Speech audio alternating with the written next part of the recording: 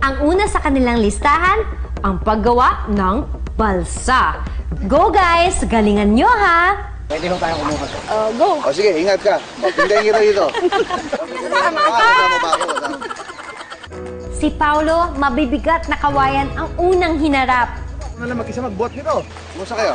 Parang ano lang ha? Wala lang. Actually, pwede ka ganyan na. Wow! Galing ka sa park? Ay, parang ang laki nitong kawayan na to ah. Ang haba. Panakan ulo, upo. Ang laki po nito ah. Di ba? Ang laki kaya nitong isang na ano. Nakuha nyo. Isa lang, dalawa lang yung binuhat namin, pero para gumawa, sabi nga ni tatay, 20. 20 hanggang 28. Mukhang competitive ang mga couple na ito. Si LJ, walang takot na nilinis ang kawayan gamit ang itak.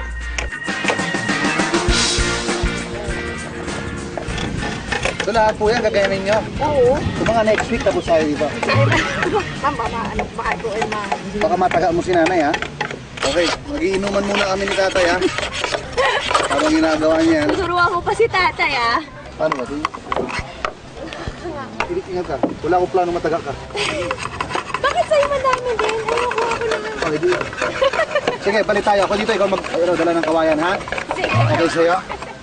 Aba, Paulo, lulusot ka pa ha. Tulungan mo na nga ulit manguha ng kawayan si Mang Orlando habang hinihintay matapos si LJ.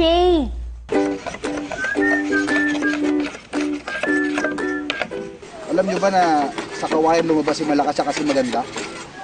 Nax. Ito na. Literature. Nakakangawit siya. Sobrang nakakangawit siya. Iba pa rin yung abilidad nila to do it talaga. Ibang-iba yung talent nila. Ano nila to, kabuhayan nila, kaya ang daling nilang gumawa.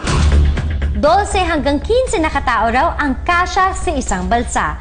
Kaya make sure na maayos ang gagawin nyo dahil nakasalalay ang safety ng mga turista rito. Sige po, paano tayo? paano Sige po po. gumawa niya? Ganito po pagkatali nito.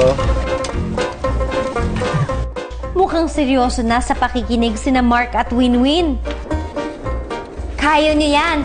Basta mag-iingat lang kayo sa pagpasok at paghila ng alambre sa buho para hindi kayo matusok.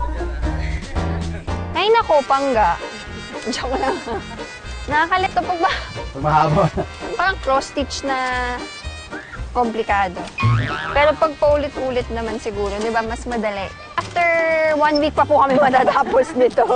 Kaysa 1 day. Hila paga. Yan. Kapag may tiyaga, may balsa. Kaya push lang ng push. Ah, gets ko na. Gusto mo gawin ko mag-isa? Doon na ako sa taas. Hindi.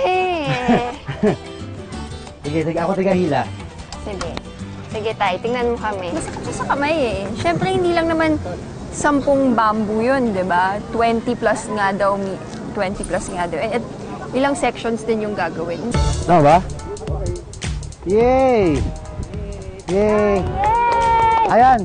At last, nakatapos at nakasurvive kayo sa komplikadong paraan ng paggawa ng balsa. Ano po ba sa tingin nyo kung paano kami gumawa ng balsa? Ano sa tingin nyo? Ano masasabi nyo? Okay naman, wala naman kami. Okay naman, walang... Okay, 99.9%. Oh,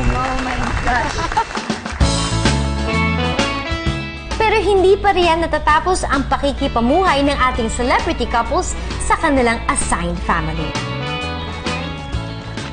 Nagsimula nang magbalsa papunta sa kabilang pangpang si Nanay Gina kasama na sila Paulo at LJ. Hinihintay kasi sila doon ni Tatay Orlando para mangista. Ay, ikaw talaga gumagawa nito? Ako kapag lakas nyo naman, Nay.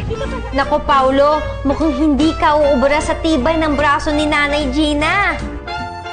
Pwede po tayo magbunong braso? Pwede po.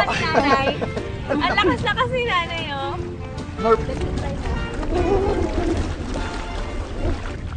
Kaso babagsak Ay, babagsak tayo!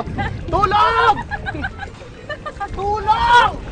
Takot ako sa balsa, sa totoo lang. Pero nakikita ko naman, siguro dahil luma lang yun. Siguro yung mga nasakay luma. Pero if you see this, matitibay naman siya eh. Kumapit kayo ng mahigpit ha. May lalim daw ng 180 feet ang Lake Pandin. Yung balsa po, parang palubog na.